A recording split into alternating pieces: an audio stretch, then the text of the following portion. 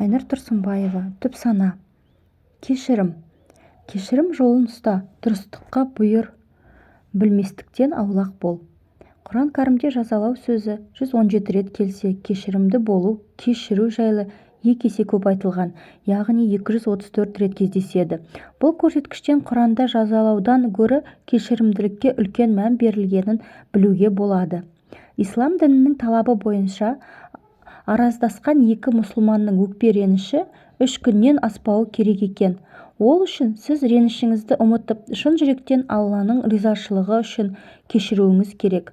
Ал біздер қайтеміз? 40 жылғы өкпе ренішті арқалап алып, батпандай ауыр салмақты ауруға айналдырып болғанша әлгі реніштен арылмаймыз. Менің түп сана сабағыма қатысушылар біледі. Түп сана тазаланбай, аффирмация айтудың пайдасыз екенін, түп санадағы қоқысы шығарылмай арманын орындау мүмкін емес екенін. Ал тазалану дегеніңіз осы өкпе, реніш, қорқыныштардан арылу. Басқа түгілі біздің түп санамыз өзімізді 9 ай көтеріп дүниеге әкелген, қанаттыға қақтырмай, тұмсықтыға шоқтырмай өсірген ата-анамызға өкпе ренішімізді сақтап қойған өзіне. Адамдармен жайдан жай араласа бермей зерттеп жүргенді жақсы көремін.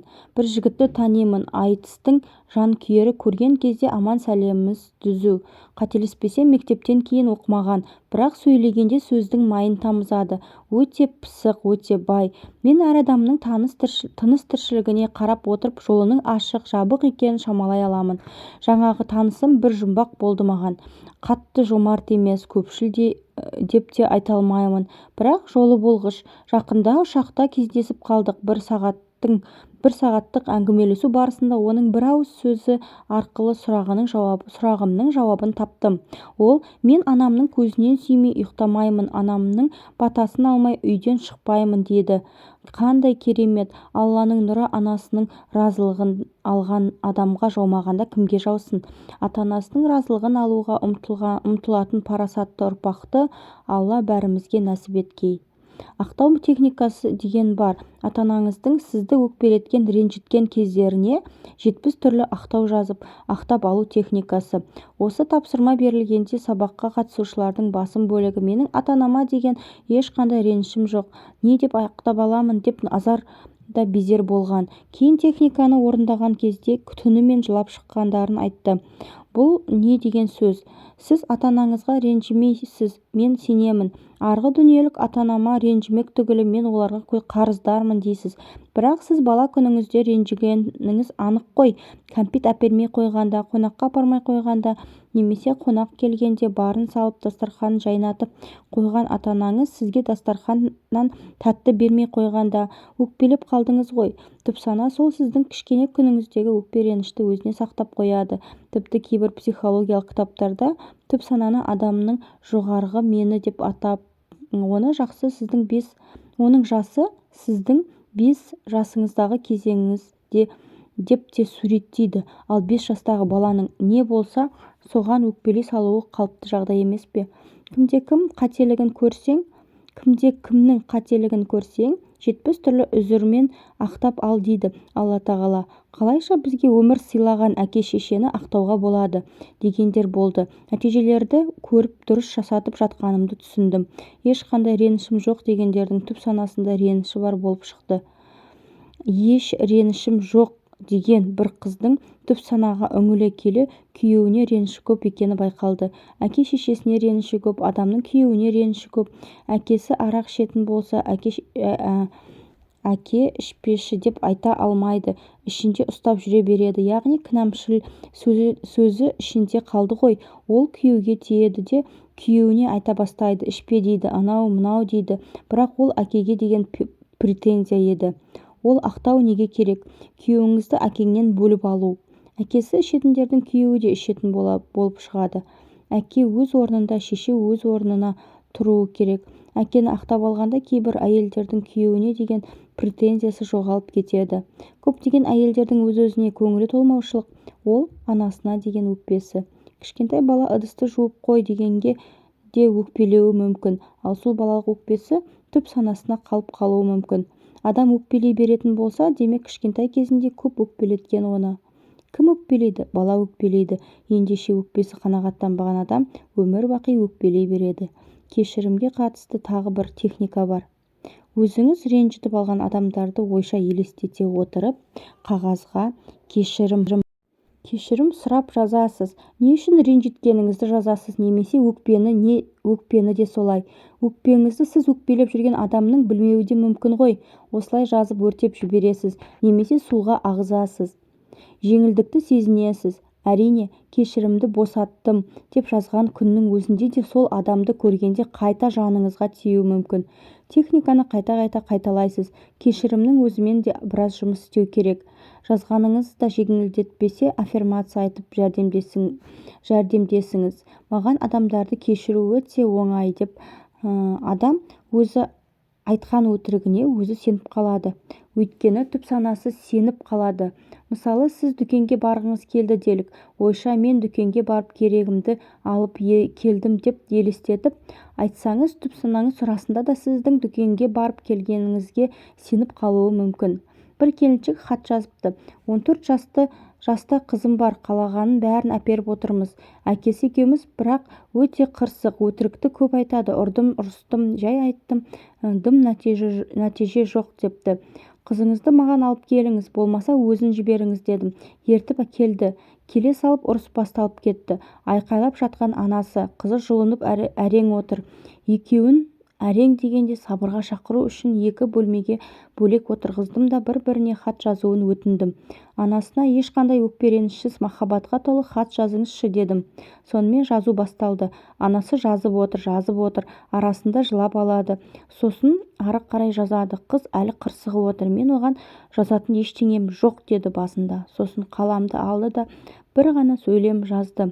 Анаңа өз қолыңмен берші, қазір шақырайын деп өтіндім. Сол сәтте көзінен бір тамшы жас үзіліп, сіз апарып беріңізші, мен ұяламын деп жылап жіберді. Анасына хатты апарып бердім. Ашты, оқыды, сосын отыра қалып ол да жылады. Хаттың ішінде бір-ақ ауыз сөз жазылған екен. Мама, мені құшақтаңызшы, мен сізді қатты сағындым. Бұл күн сайын ұрыс ести бергеннен шаршаған ғой байғұс қыз. Жалпы баланың қырсықтығы, бұзықтығы мен мейірім керек деген сигнал. Осы жағдай менің өзіме қатты ой салды. Мен өз қызымды ойладым. Соңғы рет қашан құшақтадым, қашан еркелеттім деп жаман болдым. Көшеден көршіні көріп қалсақ, асты үстіне түсіп жағдайын сұраймыз. Тойға барсақ, туыстардың көңілі үшін өтірік болса да күліп отырамыз. Достарымыздың көңілін көтеру үшін бар жылы сөзімізді арнаймыз. Ал жақындарымыз ше? Олардың не жазығы бар? Оларға неге сонша қаталмыз? Біреудің ата-анасына кішіпейіл боп өз ата-анамыз бірдеңе десе жақтырмай қабақ шытып тұратынымыз рас қой. Айдаладағы адамға бар ықыласымызды төгіп жүргенде жақындарымыз бізден мейірім күтіп жүрген жоқ па? Мейірімді болуды өзімізден бастайықшы. Адамды тәрбиелейтін қаталдық емес, мейірім. Адам есейген сайын ақылым көбейіп келе жатыр деп ойлайды. Бірақ ақылды болған сайын арманға қол жеткізу қиындап, көп нәрсеге сене бермейтін боламыз. Байқайсыздар ма, қай-қайсымыздың болсын бала кездегі армандарымыздың көбі орындалған. Неге? Себебі баланың энергетикасы таза. Олар ешкімді жамандамайды, ешкімге ренжімейді, ешкіммен ұрыспайды. Ренжіп қалса, реніштен тез ұмытып қалады. Періште айтса қабыл болады. Періште жол қарап еді, қонақ келді деп өзіміз де талай айттық. Көп жағдайда неге тілегіміз қабыл болмайды? Себебі жаратушыға айтып жатқан арызымыздың жолын өзіміз жауып тастаймыз. Блок көп, негатив көп, жаман энергетика көп. Шашымыз кірлесе жуамыз, үйіміз кірлесе тазалаймыз, киім кірлесе жуамыз, ал жан дүниені ше? Оны тазалаудың жолы көп. Оның ең бастысы өзімізді ренжіткен адамдарды кешіру. Қанша қиын болса да кешіріңіз, сонда өз жолыңыз ашылады. Кешірім жүректі жұмсартады, кешірім денсаулықты нығайтады. Кез келген ауырып жүрген адаммен сөйлесіп көріңізші, әйтеуір біреуге реніші бар. Кешірім бақытқа да, байлыққа да жол ашады. Сосын өзіміз ренжіткен адамдардан кешірім сұрау. Ол да блок. Өзіміз білмейтін әңгімеге араласпау керек. Қорқынышты жаңалықтардан, кинолардан миды таза ұстау керек. Жүрегімізге жақын қабылдайтын ауыр сериалдарды қарамау. Кісінің көңіліне келетін ауыр сөз айтпау. Біреу тиісіп жатса жауап бермеу. Осы дүниелерді қиын болса да әдетімізге айналдырып үйреніп алсақ, көп тілегімізге қол жеткіземіз. Тазалықты балалардан үйренуіміз керек. Негізі басқа адамдарға қатысты әңгіме айтарда еш себебін білмей сөгуге, жамандауға әзір тұрамыз. Бір мысал, әдебиеттен беретін апай сабақ айтып тұр. Бір күні теңіздің үстінде жүзіп келе жатқан алып кеме аударылыпты. Құтқарушы қайық келгенде ішінде жалғыз орын бар екен. Күйеуі қайыққа секіріп мініп, ал әйелі суға батып кетіпті. Бірақ батып бара жатып бір ауыз сөзді айқайлап айтып үлгеріпті. Қалай ойлайсыздар, әйел не деп айтты? Деп сұрақты қоймай жатып оқушылар: сен оңбағансың, мен сені жек көрем, еркек емессің деп айтқан шығар деп шуылдапты. Тек бір бала ғана үндемей тыңдап отырып, шу басылған соң балаға дұрыстап қарашы деген шығар дейді. Мұғалім таң қалып: сен оны қайдан білесің десе, менің анам қайтыс болып бара жатып әкеме солай деген болатын деген екен. Класста үнсіздік, бәрінің көзінде жас.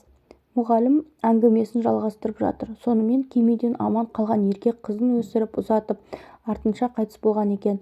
Әкесі қайтыс болған соң қызы оның күнделігін тауып алыпты. Ол жерде әйеліміз екеуміз үлкен қаладан емнен келе жаттық. Дәрігер маған: әйеліңіздің 2-3 күн ғана уақыты қалды, ішкі органдары түгі қалмай езіліп біткен, жүрегі әрең соғып тұр деді. Бұл өте қатты ауыр соққы еді, себебі мен оны қатты сүйдім. Қайтып келе жатқанда қатты дауыл тұрып, біз келе жатқан кеме аударылды. Құтқарушы қайықта жалғыз орын болды. Әйелім қаламын деп шешті. Мен өлімнен тіпті қорықпайтын едім, бірақ қызымды ойладым. Титтей сәбиді ойлап қайыққа мініп кете бердім деп жазылған екен. Біз көбінесе адамдарды танымай жатып жек көреміз, көзімізбен көрмеген нәрсені талқылаймыз. Біреу қателік жасаса, сондай қателікке оны итерген не екен деп бас қатырып жатпаймыз. Керісінше, одан сайын табалап күнә арқалап жатамыз. Ауылда отырып алып, Алматыда жүрген біреуді өсектейміз. Әлдекімнің қоқсығын әңгіме қылып миымызға кіргізіп, өз әлемімізді лайлаймыз. Сондықтан өзгеге қатысты пікір айтарда, ол адамның орнына өзіңізді қойып көріңіз. Ауызға ие болғанымыз абзал, ал біліп-білмей жамандап қойған адамдарыңыз болса, олардан тікелей сұрауға шамаңыз жетпесе, ойша кешірім сұрауға болады. Яғни кімді жамандасақ, сол адамның хаққысына кіреміз. Мәселен, әлдебіреумен сөзге келіп қалып, я болмаса көңілімізге жақпай қалса, оңбаған, ұятсыз деп тіпті одан да зорғысын айтып үлгереміз. Ал дәл сол ашуланып тұрған сәтімізде мәселенің байыбына бара алмай жатамыз. Бала тәрбиелеп отырсыз ба? Күні ертең сіз қазір табалап отырған адамның күйі өз басыңызға келмесіне кепіліңіз бар ма? Балаңыздың баласы не болады? Сондықтан ашумен айтқан сөзіңіз болса, сөзіңізбен, ісіңізбен ренжітіп алған адамыңыз болса, өзінен кешірім сұраңыз. Сұрауға әлі де тәкаппарлығыңыз бой бермей тұрса, ойша сұраңыз. Өзіңізді жұмсартыңыз. Нахл сүресінде шындығында ол Алла тәкаппарларды ұнатпайды делінген. Ендеше көркем мінезді болуға ұмтылайық. Ренжітіп алған адамдарыңыз үшін дұғада болыңыз. Мен де ойша кешірім сұраймын. Аллах тағалам, мені кешір, кімді өсектедім, кімнің хаққысына қалдым, бәрі кешірсінші. Біреуді ғайбаттап сеніміңді ақтамасам кешір деймін. Яғни біз мұндай иілуімізбен, осындай әрекеттерімізбен көрінбейтін хақыдан құтыламыз.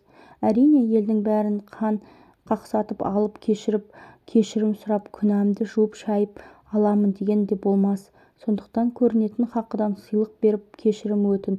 Өкпелеткен, ренжіткен адамдарыңыздан кешірім сұраудан намыстанбаңыздар. Алла тағала қасиетті Құран кәрімнің Ниса сүресі 36 аятында: Аллаға құлшылық жасаңдар, оған ештеңені ортақ етпеңдер. Ата-аналарыңмен, туған-туыстарыңмен, жетімдермен, қамқорлықты керек қылған адамдармен, алыс жақын көршілеріңмен, достарыңмен, қол астарыңдағы қызметшілермен жақсы араласыңдар. Алла барлық дандайсыған мақтаншақтарды жақсы көрмейді делінген. Ислам дінінде кісі ақысына ерекше мән берілген. Тіпті ширктен Алла серік қосу кейінгі кешірілмейтін күнәлардың қатарына жатқызылған. Себебі адам ақыретке мектепке кісі ақысын арқалап баратын болса, ақысы кеткен адам мен оны кештім демейінше Алланың да кешірмейтіні айтылған. Адамдар қай кезде күнә жасайды? Өмірде ең жаман адам кім? Өтірікшілер, зинақорлар, ішкіштер дейді. Ал ең жаманы ұрылар екен. Өйткені олар ешкім көріп тұрған жоқ деп ұрлайды, яғни олар Алланың бар екенін мойындамайды, яғни имансыздар. Біз бәрін бақылап тұрған Алланың бар екенін шын білген кезде, Алланың әмірінсіз жерге бір тал жапырақ та түспейтінін білген кезде жаман сөз сөйлемейміз. Мәселен, бөтен адам отырса сырымызды айтпаймыз ғой. Демек, оңаша отырсың ба? Әр ауыздан шыққан сөзге абай бол. Түпсанаң естіп отыр, жазып қояды. Ол аздай соны шақырады. Мәселен, жоғарыда айтып өткенімдей, бала көтере алмай жүрген адамдардың көбі біреу балалы болса, түрі бұзылып, көңіл күйе түсіп кетеді. Әсіресе сол үйдегі жас келіндер босанса, болды, мен тумаймын дейді. Сен бала көтере алмай жүрсің, ал біреудің бала көтергені қуаныш. Бірақ ол саған қуаныш сыйлап тұрған жоқ. Ол сенің қызғанышыңды, тәкаппарлығыңды оятып тұр. Біліңіз, қызғаныш сәттілікті жояды, қызғаныш жетістікті жояды, өкпе реніш денсаулықты жояды, өткенге деген реніш болашағыңды жояды. Алла тағала өткен іске өкінгендерді жек көреді дейді. Сондықтан қателігіме де қуаныш, қайғыма да шүкір қабылдадым, тәубе деп те үйрену керек. Кешірім техникасына қатысты тағы бір айтатын жағдай көрінбейтін хақлардан кешірім сұрау. Дұғаның үлкені Алла тағала менің біліп білмей жасаған күнәларымды кешір дейді. Кешірім сұрап жүру керек. Кімнен? Ол мейлі ренжіткен адамдарың болсын, мейлі бала-шағаң болсын, сәтсіздікке апаратын, тағдырың құртатын, ол тәкаппарлық. Ал Алла тағала айтады, кімде-кімнің жүрегінде шаңның тозаңындай тәкаппарлық болса, оның күнәсі кешірілмейді дейді. Әйел мен күйеу ажырасса, менікі дұрыс деп кетеді әрқайсысы. Адам болмады, сүйредім, менікі жөн дейді. Енем күн бермеді, жақпады, бұл тәкаппарлық. Баламды өсірдім, жеткіздім, бағаламады, тәкаппарлық. Яғни бүкіл ұрыс-керістің артында тәкаппарлық тұрады. Сондықтан тәкаппарлығыңды сындырмасаң, сенің жолыңда кедергі кездесе береді. Ал оның бір жолы кешірім сұрап сындырамыз. Мысалы, әйелі мен күйеуі ұрысса, олар бір-бірін сағаттап кінәлауға бар. Бірақ ауыз кешірші деген сөзді айта алмайды. Кешірім сұрасам құтырып кетеді деп ойлайды. Адасушылыққа келетін сөздер. Ел не дейді? Үндемесең басыңа шығып алады. Өзіңді басындырма, бетіне айтып таста. Бұл тәкаппарлыққа апарады, жолдан тайдырады. Мен жындарды оттан жараттым дейді Алла тағала. Жынның шаруасы ренжіту һәм ажырату. Адам қатты ашуланғанда, қатты қайғырғанда түтігіп қып-қызыл болып кетеді. Өйткені оның ар жағында жынның әрекеті тұр. Ал отты немен өшіреміз? Қандай да бір ашуланып тұрған жағдай болса, бетіңді мұздай сумен жу дейді. Сумен жуасың. Оған көнбесең, шомылып ғұсыл алсаң болады. Ұрысқан сайын, соғысқа шыққан сайын жындар семіре береді. Бұл маятник. Кешір дегенде маятник әлсіреп қалады. Демек, өзіңдікі дұрыс болып тұрса да кешірім сұра. Кез келген ұрыс-керістің нәтижесі менікі дұрыс деп аяқталуы керек емес. Татулықпен аяқталуы керек. Дұрыс болсаң, болмасаң, дұрыс болсын, болмасын, онда сен жеңесің. Ашуланған адамдардың бір-бірін естімейтіні содан. Әйелі мен күйеуі қырылып жатады, баласын ұрып жатыр. Қойсаңшы дейсің, позор, ұят деп елге сүйкімсіз болып көрініп тұрсың дейсің. Баланы ұрғанның өзі дұрыс емес. Білеміз дұрыс емес екенін, бірақ білсек те жасаймыз. Неге? Себебі біз ұйықтап кетеміз. Санамыз ұйықтап қалады. Оянып қаласаң да мен не істедім дейміз. Өйткені разум ұйықтап қалады. Сондай-ақ адамды кінәлаудың ар жағында да тәкаппарлық бар. Мен сөйлегім келеді, бірақ ұялам. Негізі сөйлеуім керекпін ғой, мен неге сөйлемей тұрмын деген сынды ұялудың ар жағында да тәкаппарлық бар. Мұнда ешкімді кінәлаудың қажеті жоқ. Тек тәкаппарлық арқылы өзіңнің потогыңды жауып тастайтыныңды ұмытпа.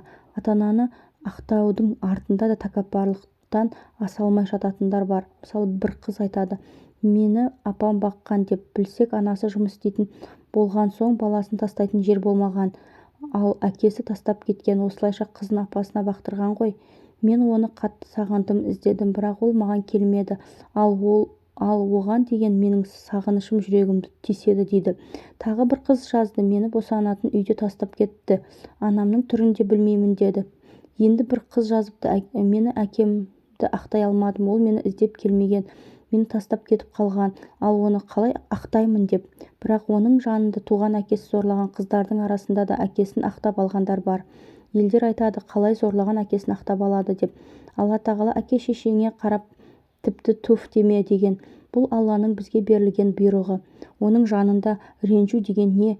Міне психологияның түп тамыры сол жерден басталады да, Алла тағала кешіріп жатқанда біз кешірмейтін кімбіз? Кешірмесең кешірілмейсің. Өзімізде де жетіп жатыр ғой күнәларымыз. Кешке дейін өсек айтамыз, бала-шағамызға ұрысып тастаймыз, талай адамды талқыладық, талай адамның хақысына да кіріп кеткенбіз. Ал сөйтіп отырамыз да, адамдар неге ақтап алғысы келмейді дейміз. Өйткені өкпе, реніш деген нәрсе ауыр жүк. Ал адамдар неден қорқады? Адамдар сол жүк кетіп қалған соң орнын немен толтырамын деп қорқады. Яғни босап қалудан қорқады. Оларға одан да біреуді кінәлап, ренжіп отырған пайдалырақ сияқты. Сол үшін де ешкімді ақтағысы келмейді. Жаңағы өкпе-реніштің орнын, яғни кеңістіктен, бостықтан қорқады да. Мысалы, өмір бақи ренжіп келді де, енді реніштің бәрін ұмытқасын, оның орнын бір нәрсемен толтыруы керек қой. Содан да басқа немен айналысатынын білмейді. Оқытқан жоқ мені, әке-шешем баққан жоқ, қараған жоқ, маған мейірімді көрсеткен жоқ. Содан мен бақытсыз болып қалдым. Осылай біреуді кінәлау тиімдіректей. Олар үшін егер әке-шешесі кінәлі болмаса, басқа біреу емес, жауапкершілікті өз мойнына алу деген сөз. Ал жауапкершілікті ешкім алғысы келмейді. Сондықтан да ақтай алмаймын деген желеуді ұстанады. Әрине ақтай алады, тек жауапкершілікті саналы түрде алғысы келмейді. Кеңістікті немен толтырамын деп қорқақтайды. Мынадай да жағдай болды. Тараздан бір келіншек жеке қабылдауыма жазылды. Күйеуімен ажырасып кеткен. Айтуынша күйеуі нағыз тиран болған. Ұрған, соққан. Содан кейін шыдамаған, ол бір қызымен ажырасқан. Кейін бір еркекпен көңіл қосып, одан бала туады. Ол еркектің 5 баласы бар, ал әйелі алқаш екен. Жаңағы әйел: сен басқа біреуге кететін болсаң, мен өзімді өлтіремін, бір күні суицид жасаймын деген екен. Ал еркек біріншіден осыдан қорқса, екіншіден егер кетіп қалса, балалары қараусыз қалады.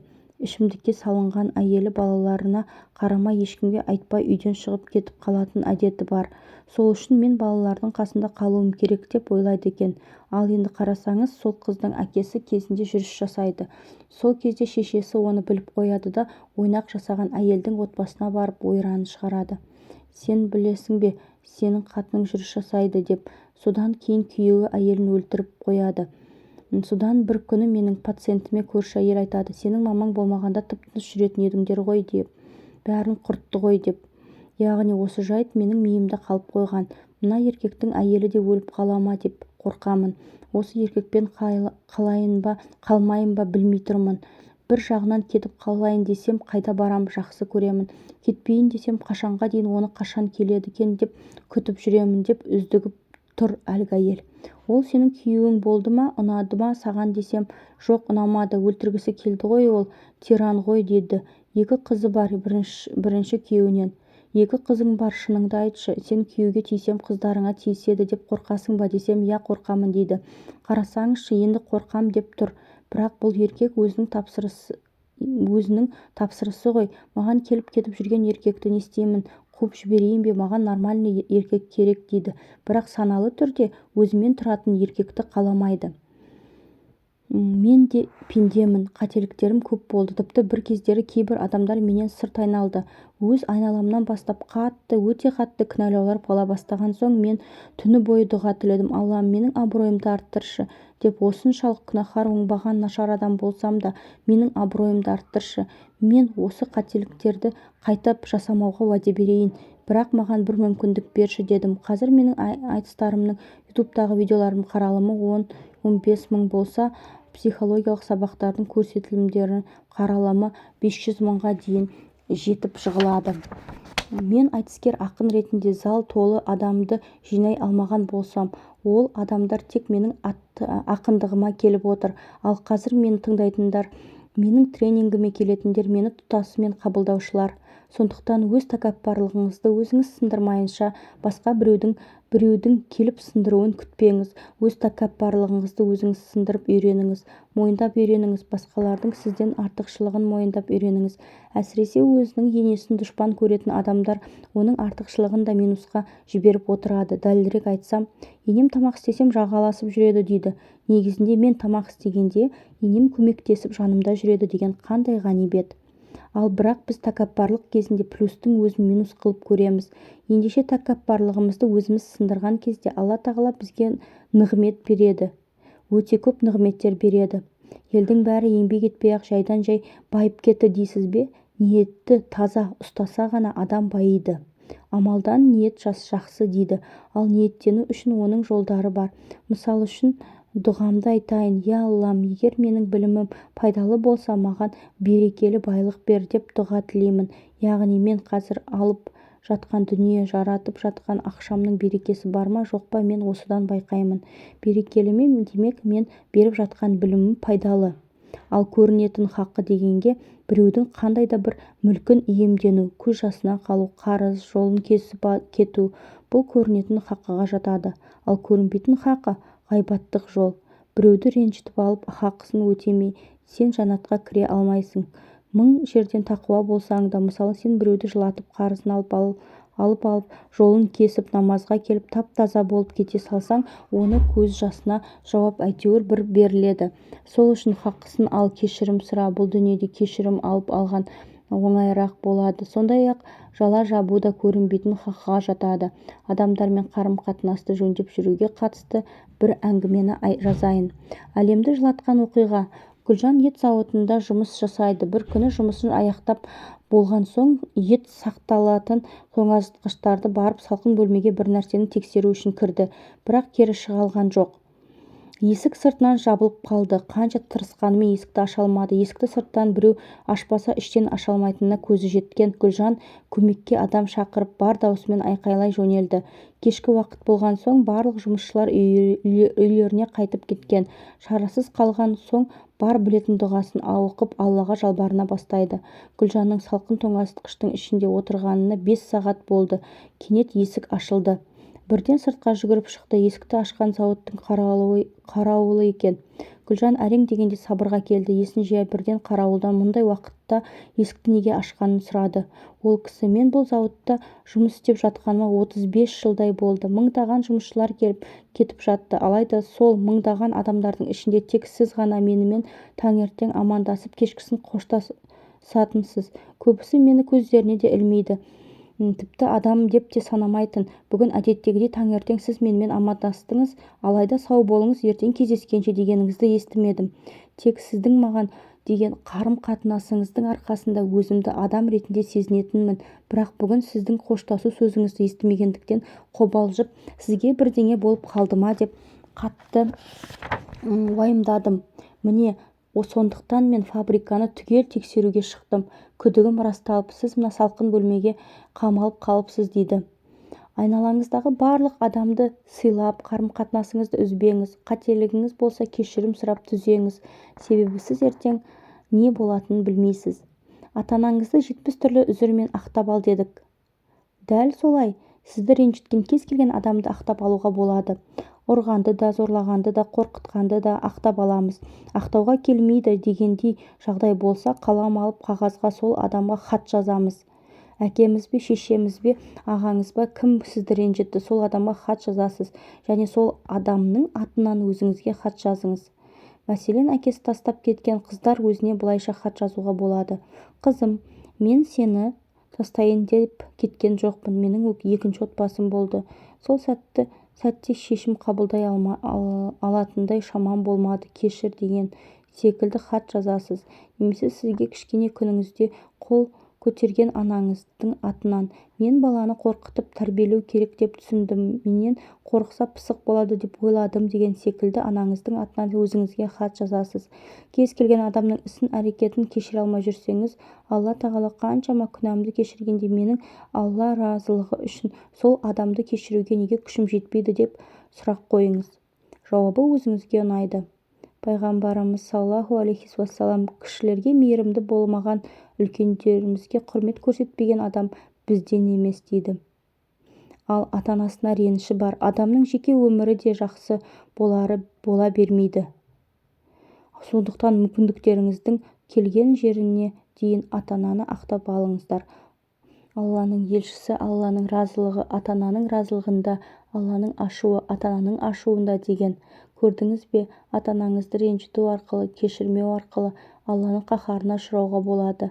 Исра сүресінің 23-24 аяттарында Раббың өзінен басқаға құлшылық қылмауыңа және ата-анаға ізгілік жасауларыңа бұйырды. Егер олардың біреуі не екеуі қартайса, ол екеуіне тух деп те айтпа, оларға дауыс та көтерме, оларға тек жақсы сөз сөйле. Оларға мейірімділік пен кешіпейілділіктің қанатын жайып, Раббым кішкентайымда мені тәрбиелеген секілді оларға сен де рахмет деп айт дейді Алла тағала. Енді ойланыңыз, Алла тағала ұлықтаған адамдарды сіздің ренжітуге, кешірмеуге хақыңыз бар ма? Сондай-ақ, егер сіздің қандай да бір адамды ақтап алуға ашуыңыз, ренішіңіз жібермесе, тәкаппарлығыңыз да оянып тұр деген сөз. Мәселенің осы қырында қараңыз. Қарапайым адамда тәкаппарлық болмайды. Пайғамбардың қарапайымдылығы туралы Ибн Мәже риуаят еткен мынадай әңгіме бар. Тіпті Мәдина жұртының бір кішкентай күңінің өзі талабын орындату үшін Алла елшісін саллаллаху алейхи уассалам қолынан жетектеп қалаған жағына апара алатын делінген. Ал бүгінде ақтап алу түгілі екі бауырдың дүниеге таласып сот табалдырығын тоздырып жүргендерді де естіп жатырмыз. Егер етене жақын адамыңызбен қарым-қатынасыңыз қисық болса, ақша келеді, басқа келеді деп армандамай-ақ қойсаңыз болады. Келген күннің өзінде бір жағыңыз қисайып тұрады. Сондықтан бауыры, туған-туысымен қарым-қатынасына сызат түскен жандар түзеңіздер, кешіріңіздер, ақтап алыңыздар. Алланың елшісі оған Алланың игілігі мен сәлемі болсын былай деген: мұсылман адамның бауырына сырттай жасаған дұға тілегі қабыл болады. Оның басында арнайы белгіленген періште тұрады. Кісі бауырына қайырлық тілеген кезде белгіленген періште әмин, саған да солай қайырлық болсын деп тілейді екен. Өзің емдеп ал. Өткен айда бір апаймен жеке кездесу жасадым. Қатты ауырып жүрген соң қызы қоймай маған алып келіпті. Сөйлесіп отырып жазылуға ниетін байқасам, аузымен жазылғысы келеді, түп санасы басқаша сөйлеп тұр. Апайдың бала-шағасы қалаға оқуға кеткен. Былтыр күйеуі қайтыс болған, белі ауыра бастаған. Сонымен ауруы асқына берген. Неге? Себебі апа жалғыз қалған. Ауырып қалдым деп хабар жібергенде бала-шағасы шуылдап жинала қалады. Ішқұса болып жалғызсырап жүрген адамның түп санасына ауырсам бәрі қасымда болады екен деген бағдарлама орнай бастайды. Сонымен апамен біраз сырласып, ішкі сағынышын қозғап, ауырмай-ақ бала-шағасының қасында бақытты өмір сүруге болатынын түсіндіруге тырыстым. Қалаға балаларының қасына көшетін болды. Жалпы көңіл күй түсе бергеннен ауру асқына бастайтынын адамның өзі де байқамай қалады. Көбінесе ауру ішкі күйзелістен, жалғызсыраудан, ұзақ уақыт ренжіп жүргеннен пайда болып жатады. Сондықтан ешкімге ренжімеңіздер, өздеріңізге зиян. Француздың психотерапия саласында ерекше емдеу әдісі ойлап тапқан Эмиль Куэ деген әйгілі психологы, мықты фармацевт ғалымы бар. Ол адамның сөзі арқылы ойын өзгерте алатынын айтып, ауыр науқастардың өз-өзін емдей алатын ерекше тәсілін ойлап тапқан. Оның үстіне Эмиль Куэ өте ауыр науқастармен, психикалық жүйке ауруына ұшыраған адамдармен жұмыс жасаған.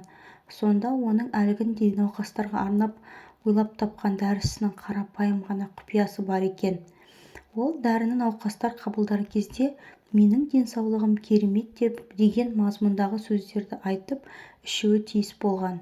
Ал психикалық аурудың қаншама адамды жазған әйгілі сиқырлы дәрінің құрамын зерттеген ғалымдар оның кәдімгі аспирин дәрісі екенін анықтапты. Сонда Эмиль Куэ адамды ауруынан жазатын дәрі емес, сенім деген.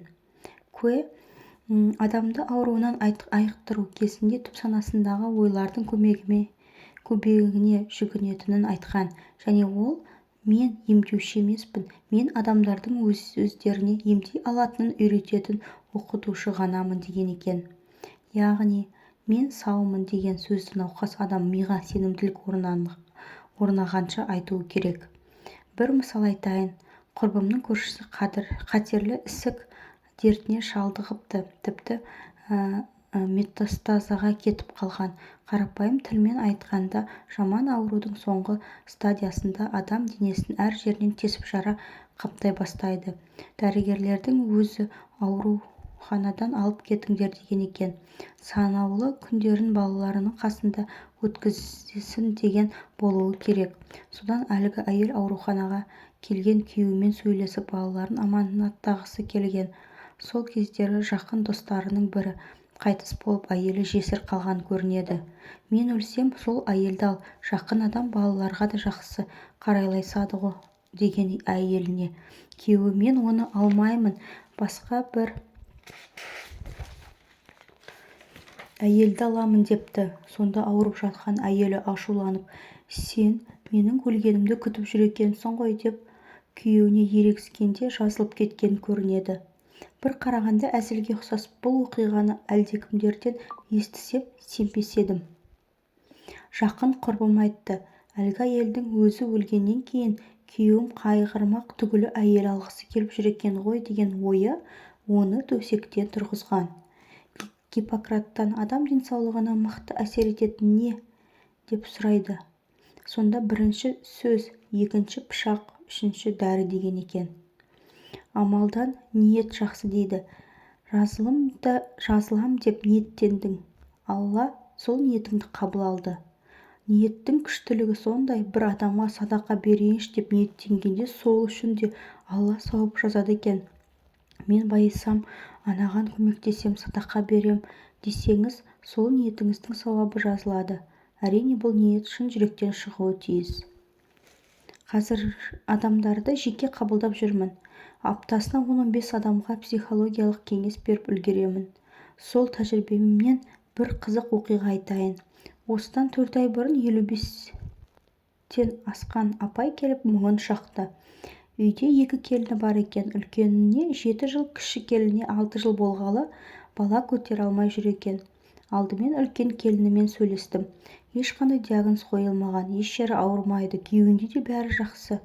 Шыныңды айтшы, екінші келін түскенде менен бұрын туып қояды ма деген қорқыныш болды ғой десем, мен әлі күнге дейін сол келін көтеріп қояма деп зәрем ұшады дейді.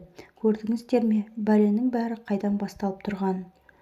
Адамның түп санасы сенің біреу жайлы ойлап тұрғаныңды, қорқып тұрғаныңды ұқпайды. Абыстың бала туып қоймасын деген қорқынышты түп сана өзіне қабылдап жатыр.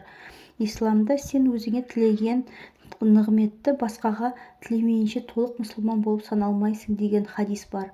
Сондай-ақ кімде-кім мұсылман бауырына нығмет тілеп дұға жасаса, періштелер саған да бұйырсын деп сен үшін де дұға тілеп жатады екен дейді тағы бір хадисте. Міне сіздерге психология. Ол үшін келіннің проблемасы неден дейсіздер ғой. Ал кіші келін келе салып үлкен келінмен алысқан. Мен ұл туамын да соны үйден әкетіп бөлек шығамын, сен бедеусің деген. Жай ғана айтып қоймай салмаған. Үлкен келінді сондай сөздермен жылатумен болған. Сондай ауыр сөздерімен өзіне өзі ор қазып жүрген жас келіншек қайдан білсін. Сонымен 3-4 ай бойы үлкен келін өзімен жұмыс жасады. Абысыным сәби көтерсін деп күні-түні дұға жасады. Аффирмация айтты. Міне нәтиже. Мен емші емеспін, бала көтерудің ем-домын мүлде білмеймін. Мен тек адамның түп санасын тазалауға, ойын өзгертуге көмектесе аламын. Армандар орындалады. Әр адамның жүрегінің түкпірінде бір арманы бар. Ал арман орындалу үшін ең алдымен тап-таза сенім керек. Аллаға деген сенім. Сіз тек Алланың әмір еткен бұйрықтарын орындасаңыз болғаны. 100 000 айлық беріп отырған бастығыңыздың барлық талабын бұлжытпай орындайсыз ғой. Ал неге 18 000 ғаламды жаратқан Раббымыз бәтеңке бау керек болса да менен сұра деп тұрғанда қорқақтайсыз? Әлемнің кез келген атышулы байларының өмір тарихын қарап шығыңызшы. Барлығы да тақыр кедей болып барып көтерілген. Мүмкін емес нәрсе жоқ. Кедей болғаннан бай болған хайырлы емес пе? Бастысы табысыңыз адал болсын. Біреудің хақысын жемеңіз. Шындығында ақша деген энергетикасымен келеді. Яғни жақсы энергия арқылы шақыра аласыз.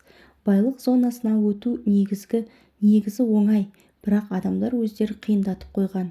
Инстаграмдағы дайрект келген хаттардың бәрі негативті. Шаршадым, бақытсызбын, өмір сүруге құлқым жоқ, армандарым жеткізер емес деп бәрі мұң шағады. Қарапайым мысал айтайыншы. Мысалы, бақшадағы жаңадан түйін салған алманы жұлып алып жесеңіз не болады? Аузыңызды аштады, ішіңізді өткізіп, мазаңызды қашырады. Солай ғой, арман деген де сол алма тәріздес. Оның өзінің қызаратын, пісетін уақыты бар. Мәселен, сіз көлікті армандадыңыз, шикі алманы шыдамай жеп қойғандай қарыз алып немесе кредитке алып алсаңыз, сол көлікті мінген құрлы рахатын көрмейсіз ғой. Асықпаңыз. Әр нәрсенің уақыты бар. Біз қанша асыққанмен бала да 9 ай тумайды. Сол сияқты арман мақсаттың да пісіп жетілуін уақыты болады. Алланың есебі түгел. Адамның миы антенна сияқты. Яғни мида қандай ой көп болса, өміріңіз сондай болады. Айналып кетейіндер-ау, жақсы ойлап, тым болмаса қиялыңызда бай бақытты өмір сүріп көріңізші. Ол үшін ешкім ақы сұрамайды ғой. Негативті ойдың бәрінен құтылыңыз. Үйді қалай аламын, баланы қалай оқытамын, кредиттен қалай құтыламын деп бас ауыртпаңыз. Ол сіздің шаруаңыз емес. Алла қаласа бір-ақ күнде өміріңіз өзгереді. Бір-ақ күнде тіпті өзіңіз де байқамай қаласыз. Тек асықпай, сабырмен күтіңіз. Мақсат қойыңыз да әрекет ете бастаңыз. Алла барлық есікті аша бастайды сол кезде. Миыңызға неше түрлі идея келе бастайды. Сіз өзіңіз сол өмірге қашан дайын боласыз, сол кезде армандарыңыз орындала бастайды. Біз аузымызбен дайын болғанымызбен миымызда көп қорқыныш пен сенімсіздік тұрады. Сол негативтен құтылсақ болды, тартылыс заңы жұмыс жасай бастайды. Яғни барлық мәселе мида. Ештеңеден қорықпаңыз, әдемі армандарыңыз көп болсын. Арманға тез қол жеткізудің жолын айтайын ба? Ең жек көретін адамыңызға өзіңізде жоқ нәрсені тілеңіз. Я Аллам, бәленшешеге баспана бер, көлік бер, бала бер, бәрін бер, бақыт бер деп тілей беріңіз. Сосын періштелер дұшпаныңа да жақсылық тіледің, яғни барлық дұғаң қабыл болуға лайық деп сіз үшін тілектес болады. Кімде-кім жақсылық жасауға ниеттеніп, бірақ жасамаса, Хақ Тағала оны толық жасалған бір жақсылық есебінде жазады. Егер де жақсылық жасауды ұйғарып, әрі оны жүзеге асырса, Алла Тағала сол бір ғана жақсылығы үшін 10 сауаптан бастап 700 есеге дейін, тіпті одан да еселеп сауап жазады. Ендеше басқа адам үшін дұға етіңіз. Аффирмация. Алла Тағала мүміндерге адамдарға жақсы сөз сөйлеңдер деп бұйырған. Бақара сүресі 83 аят. Сөздің құдіреті жайлы айтып та, жазып та жүрмін. Аффирмацияның не екенін түсіндіріп айтылу ретін айтып, жеке кітап та жаздым. Расында да, сөз адамның өмірін түбегейлі өзгерте алатын ұлы күш. Сөздің құдіреті көп, қалауыңызды қар жандырады. Бірақ аффирмацияны дұрыс айту керек. Мен қарыздан құтылғым келеді, дұрыс па? Жоқ. ми бұл аффирмацияның қарыз деген негізі сөзін ғана қабылдайды, яғни қарыз деген сигналды қабылдап дамыта бастайды. Дұрысы, менің табысым бәріне жетіп жатыр, ақшаны алып жатырмын, және беріп жатырмын. Нақтылық керек болса, мен 2 миллион. Қанша қарызыңыз бар, содан сәл көптеу қылып айтасыз. Мен 2 миллион табыс таптым, Аллаға шүкір. Аффирмацияны миға сіңгенше, жағымыз ауырғанша, тіліміз талғанша айтуымыз керек. Ауызша айтатын мүмкіндік болмаса, іштей айтасыз. Аффирмацияны дұрыс айтып үйренгіңіз келсе, менің Айнұрдың аффирмациялары кітабымды алсаңыздар болады. Немесе өзіңіздің тілектеріңізге қарай сөйлемдер құрап, өз аффирмацияңызды қалыптастырыңыз. Адамның өміріне қатты әсер ететін нәрсе сөз. Өкінішке орай, сөздің құдіретін сезіне бермейміз. Исламда жақсы сөйлеңдер, болмаса үндемеңдер деген хадис бар.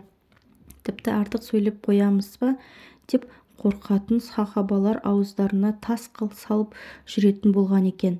Луиза Хей: адамдар аффирмацияның құдіретін білсе, ештеңе істемей тек соны айтқан болар еді дейді. Біз көп жағдайда адамның басында жамандық болса, тілінен тапты дейміз. Өзі біреудің баласын жамандай беруші еді, енді өз баласы сөйтті деп тілінен келген бәле екенін бірден білеміз. Жақсы сөз де солай. Нені көп айтсаң, сол болады. Ең мықты деген барлық психологты тыңдасаңыз, таңертең менде бәрі керемет, мені тек қуаныштар күтіп тұр деп айта беріңіз дейді. Олай болса, тек жақсы нәрсе айтыңыз. Өкпе, реніш, қызғаныш деген қап-қара энергетика. Адамның төбесінде қара бұлт сияқты Алладан келетін барлық нығметтің жолын жауып тұрады. Еш тілегіңізді болдырмайды, арманыңызға жеткізбейді, еңсеңізді басып, одан сайын қиындықты көбейте тұра бермек. Олай болса, көзімізді жұмып, барлық буынды босатып, аяқ-қолды айқастырмай, бос қойып, 7 рет терең демалып, іштегі ауаны асықпай шығарып отырып ойланайықшы. Кімге өкпеліміз? Кім бізді өкпелетті? Терең демаламыз да барлық ренжіткен адамдарды кешірейік. Өзіміз ренжісек, кешірім сұрайық, қуанайық. Жек көретін адамымыз үшін Аллам оның дұғасын қабыл етіп, барлық арманына жеткізші. Ол ешкімге жамандық ойламайтын бақытты адам болсыншы деп дұға жасайық. Әрине, айтуға оңай, жасауға да оңай. Тек тәкаппарлықты қойыңыз. Пайғамбар үмбетін тәкаппарлықтан сақтануға кеңес береді. Тәкаппарлықтан сақ болыңдар. Расында Ібліс адамға тәкаппарлықтан сәжде қылмаған болатын. Ибн Асакир риуаят еткен. Немесе Исра сүресінде де жер бетінде алшаң басып жүрме. Расында сен жерді тесе де алмайсың, биік таулармен де теңесе алмайсың деп ескертілген. Сондықтан сіздікі дұрыс болса да кішірейіңіз, жымиыңыз. Өмір бойы бітпейтін қиындық бар ма? Мәселен, мектеп бітіретін кезде қалай қиналдық? Ақша жетпей тозып кеткен кездер де болды ғой. Қайда сол қиындықтар? Бәрі де өтті кетті. Бәрі жақсы болады. Біз бақыттымыз. Өкпе реніштен арылудың басқа да нәтижелі жолдарын келесі тарауларда таратып айтатын боламын. Сөз құдіретіне қатысты тағы бір жайтты айтайын. Қалай ойлайсыз, ең көп еститін сөзіміз қандай? Өзіміздің есіміміз. Яғни өз атымызды естісек, бүкіл миымыз, жүрегіміз елең ете қалады. Себебі азан шақырған күннен бастап бүкіл клеткамызға сіңген. Адам атының тағдырына көп әсер ететіні де сондықтан. Байқасаңыздар, танымал қыздардың есімінде ай көп кездеседі. Айгүл, Айнұр, Алтынай, тағы басқа. Айтақын ағамыздың ақын болатынын білместен ата-анасы ақын болсын деп қойған еді. Солай болды. Айтақын ағамыздың 2 ұлы бар. Бірінің аты Арман, кенжесіне ақын Жандарбек Бегімбетовтей ақын болсын деп Жандарбек деп ат қойған. Атақты ақын Жандарбек Бұлғақовты қазір танымайтын қазақ жоқ. Сол сияқты Мейрамбек те қазір барлық мейрамның ортасында жүреді. Нұрсұлтанның да патша болатынын білмесе де елдің сұлтаны болса екен деген ниетпен қойылды ғой. Мұхамеджан Тазабековке де жердің бетіне исламды таратқан асыл пайғамбарымыздың саллаллаху алейхи уассалам аты қойылған еді. Қазір ол исламды бүкіл қазаққа таратып отырған арнаның жетекшісі. Ақын Сара Тоқтамысоваға да кешегі Сара Тастанбек қызы сияқты ақын болсын деп қойылған ат та ақталды ғой. Майра апайымыздың есімін Уәлидің майрасындай әнші болсын деп қойса, Роза апайымызға да Роза Бағлановадай бұлбұл болсын деп ырымдаған. Жалпы қазақтың розалары шетінен әнші, бәрінің басында атақты Роза Жаманова апамыз тұрғаны белгілі. Яғни балаға ат қойғанда жеңіл-желпі қарамай жақсылап мән берген дұрыс екен. Және ол есімді не үшін қойғаныңызды шегелеп айтып миына сіңіре бергеніңіз дұрыс. Энергиясы болмаса адам сөйлемейді. Яғни энергияны қай жаққа салады, сол жақ дамиды. Ойында бәрі бизнес болса бизнес дамиды. Ұрыс-керіске энергия бердіңіз бе, ол дамиды. Телефонға шұқшия бересіз бе, оған деген тәуелділік пайда болады. Ауруда ойлаған сайын дамиды. Ауру мазалап жүрме, ойыңызды бизнесқа, демалысқа жұмсаңыз. Өйтпегенде аурудың энергетикасы дамиды. Әлгінде айтқан зона комфортаға кіріп кетеді. Ақшаны ойлайсыз, энергияңыз осы жерде тұр, әрине көбейеді. Енді ойлаңыз, сіздің энергияларыңыз қайда кетіп жатыр? Сондықтан жақсы сөз сөйлеңіз, энергияңыз да жақсы жаққа құйылады. Аффирмация айту арқылы арманыңызды орындай аласыз. Бір тілегіңізге қатысты аффирмацияны қалай айту ретін түсіндіре кетейін. Мәселен, баспаналы болғыңыз келді делік. Менің көп қонақ күтетіндей зәулім үйім бар. Алла тағала маған күн сайын бітпейтін несібе беріп жатыр. Күнде таңертең ояна салысымен және кешке 10 реттен осы сөзді айтыңыз. Менің көп қонақ күтетін зәулім үйім бар. Алла тағала маған күн сайын бітпейтін несібе беріп жатыр. Шамамен 2 аптадай уақыт өткенде сіздің аузыңыз осы сөздерді автоматты түрде айтатын болады. Ауыз өздігімен айта беретін кезге жеткенде миыңыз осы сөзге сене бастайды. Ал ми сенді деген сөз тартылыс заңы жұмыс істейді деген сөз. Көп ұзамай-ақ зәулім үйдің иесі болып шыға келесіз. Ертегі сияқты деп сенбесеңіз өзіңіз біліңіз, бірақ 100% жұмыс жасайды.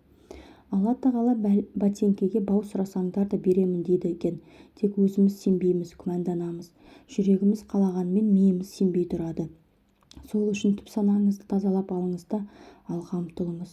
Мәселен, Түркістан облысының алыс бір ауылында отырған келіншек менің Нұр-Сұлтан қаласындағы қос қабатты үйімнің иесі боламын деп те ойлады ма? Жоқ, бірақ ол аффирмация айтты. Менің сабақтарымды тыңдап жүрген. Ол тіпті 5 баласымен пәтер жалдап тұрса да үйді емес, қажылыққа жолдаманы ұтып алғысы келгенін айтты. Бибінұр Тапаеваға хабарласып, сүйінші сіз пентхаус ұттыңыз десек, мен негізі қажылықтың жолдамасын ұтып алғым келіп еді дейді. Сөйтсе ол кісі пентхаустың не екенін де ұқпаған. Қараңыз, Бибігүл сол кезде менің 28 күндік ораза ұстау марафоныма қатысып жүрген екен. Онда аффирмация айту, садақа беру сынды бірқатар тапсырмалар бар еді. Бұл туралы осы кітапта бөлек тараумен жазамын. Айтпағым, Бибігүл марафонның тапсырмаларын мұқият орындап жүрген. Айнұрдың мотивациялары кітабын күйеуіне айтпай сатып алып оқыған. Оқып қана қоймаған, орындау керек тапсырмаларды орындаған.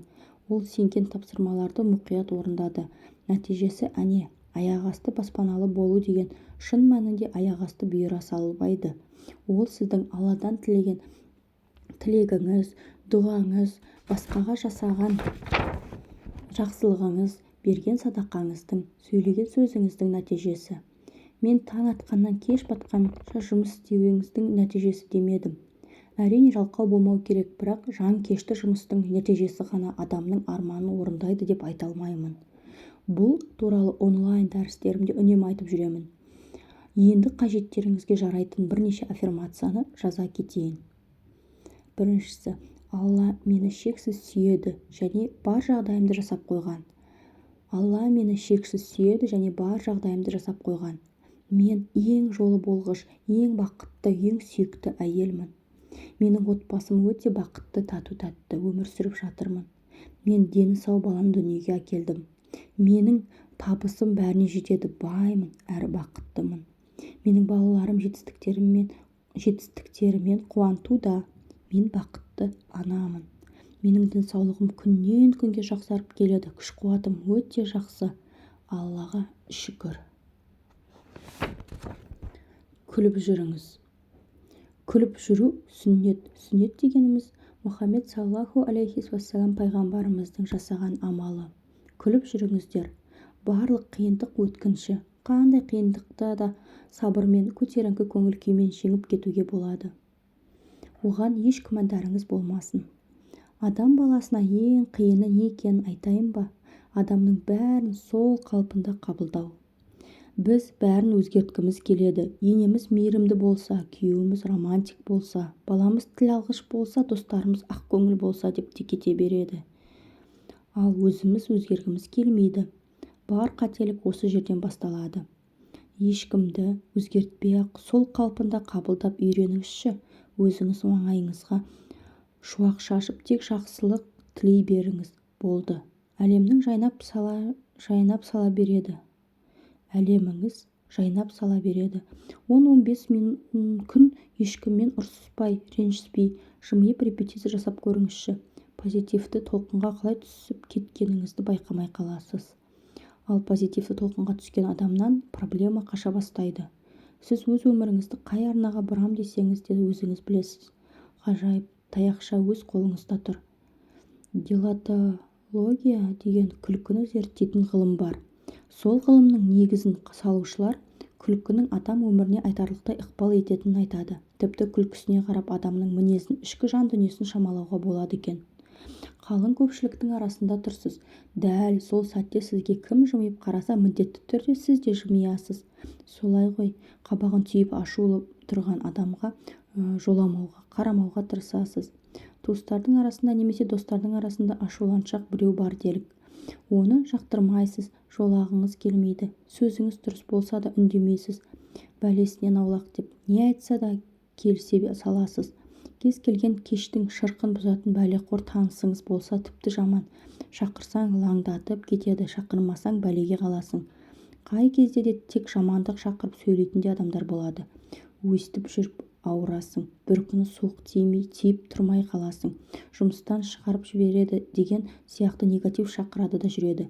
Ондайлар кездесе аузын ашпаса екен деп тұрасың. Инстада отырып алып та тек кінәрат іздеп негатив қана жазатын адамдар бар.